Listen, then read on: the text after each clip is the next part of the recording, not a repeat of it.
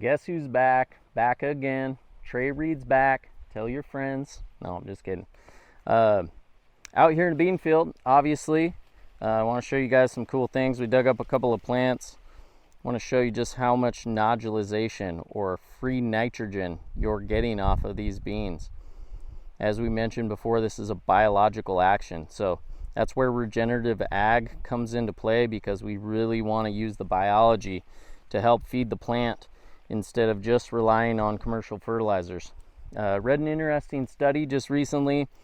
There is a very direct correlation between nitrogen application and how much nodulization you have on these things. So what they found is as your nitrogen rates increased, your nodulization decreased. It makes sense. If the plant realizes that it has enough resources, it won't create this association with the root system, because it's got to exchange carbon and part of its photosynthetic capabilities to feed these rhizobium here that you see on this plant.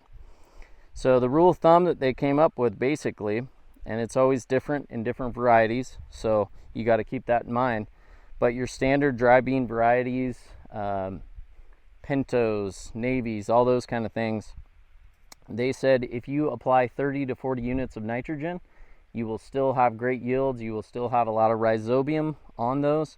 Any higher than that, you really start to lose that biological action. So another thing that's cool to check out, this field is further along. It was planted pretty early. As you can see, we're starting to see these pods develop on here. You see also a ton of flowering as well. Each and every one of those flowers will become a pod. So we've got a lot on this plant.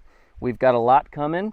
We want to make sure that we pay attention to water during that time frame, because we can abort these flowers.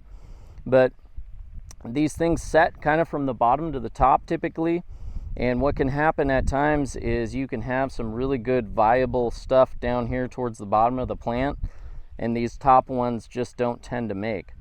Now if we keep this plant really healthy and we keep it going even through these hot weather, we will get all these to set, and we will get yield out of all of them. So right now, that's what we're thinking about. If we're applying foliars, we're doing things to reduce stress. We're using kelp, we're using crop biolife, we're using silica, we're using all the tools in our toolbox to make sure these things don't succumb to stress.